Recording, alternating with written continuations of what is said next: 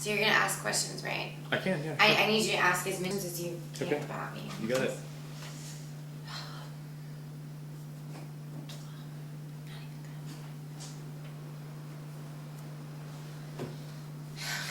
Looking all official and shit. What the hell happened here? Oh, I don't have a card. Yeah, the audio's on and this one is on because I kind of just run them I constantly. need like a personal stylist, like. Alright, should I start with my introduction? Yep. Let's go ahead and start. Talk. Alright. What should I say? So Who are you? tipsy. Tell me who you are. Alright. I am Sunny Ailes, aka Deanna Bullard, aka Op USA. And I'm only here to tell my story about everything.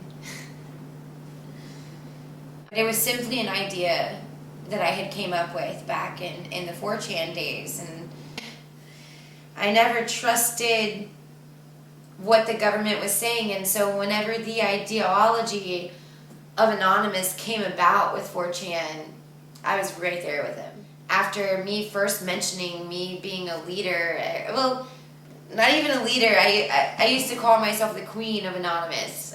Like, we were leaderless, that was the main idea. But it's because we all considered ourselves equal back then when there was like 20 of us. And I was working with some of the best hackers in the world that I still communicate with to this day, that are still fully operating with my operations.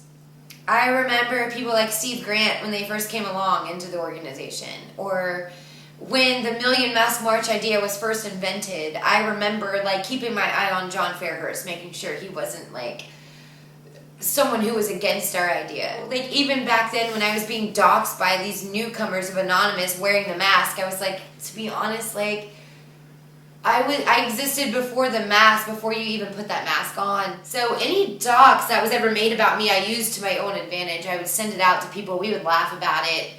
And stuff like that is why we even, like, how the idea of lulz came about. So any of us, like, original members, we just laughed about a lot of that. lulz was just part of my idea. I wasn't hacking anything.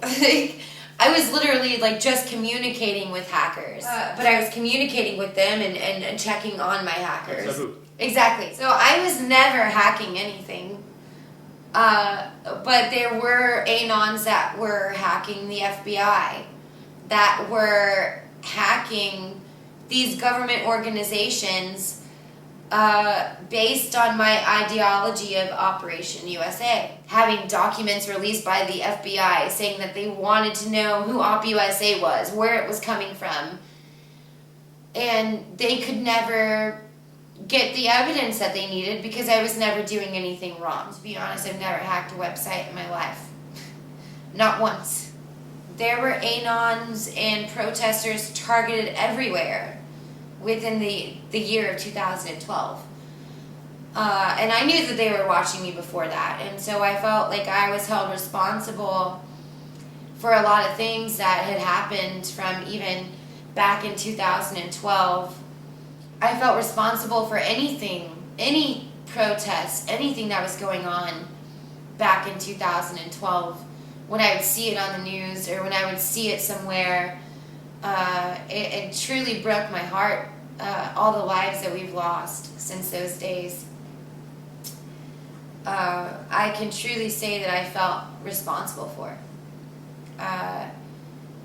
There were days that I would find out of an anon death and I would just cry myself to sleep for weeks and weeks and months, just knowing that my idea could have caused such a thing. But to still know these warriors or these peace fighters, personally, I knew that they were part of my team. I knew that they were trying to portray the right idea. And if they died doing that, they were happy to die doing that. Just the same way that I would be. Physically and medically, I've died 3 times, but I'm still here. So I've experienced what they've gone through, I just happened to come back from it. Why, I don't know.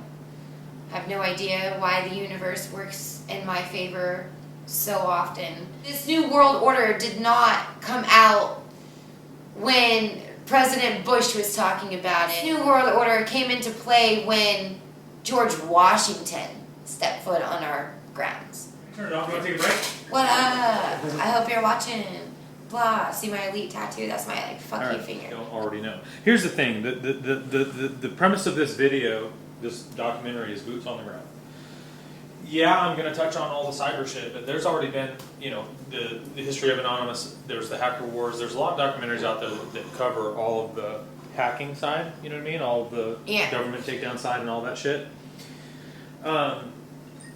So yeah, well, so really the beat of it is going to be about people shutting down bridges, you know what I mean, shutting down the freeway and that kind of stuff. So really that's what I really want to get. Boots on the ground. I mean, like the name of this promo was just like perfect, even when I saw it. I made that jump about me being my boots on the ground. I was targeted by the government so much during my first OpUSA launch, to where I was sitting in jail on a trespassing charge that should have lasted at a maximum of 10 days. I was there for almost 5 months because the government portrayed me to be mental or psychotic or whatever. I told Anonymous HQ that I was sick of it, that our safe haven had just went down in Portugal, that I was not gonna stand for that. I was in love with someone in Portugal. His name was Elder Mendez. I was in love with this motherfucker. Like, he was the love of my life, and he drove every moment, even up to this day, as to what I believe in. And I may not be in love with him anymore. However, he was that person who opened up my eyes back then. And there was really no replacing him after that. There was no replacing him. Like, he had opened up my eyes to so much truth, to so much everything. He had connections with Snowden. Okay, hold on. Let's talk about the bridge. You give me the rundown of how that day. Well, no, I'm getting there. Since 2011 was the beginning of this war. When they shut down our World Trade Center is when I knew something was going on. And I was a child. I was only 14 years old. I knew back then that 9/11, even when I was 13 years old, was a bad idea. And I knew whoever was operating behind 9/11 when our trade centers went down. So whenever I was connected with these people on 4chan and I was talking to them through IRCs, fuck MySpace, because none of us really trusted MySpace back then. None of us trusted Facebook back then, especially after how MySpace was taken over. Anyone who had my ideology never would have trusted Facebook after experimenting what we did with MySpace. So, I mean, this shit goes back to 6 and 7 years ago. Okay. He wants to go home, and I'm not even running cameras right now.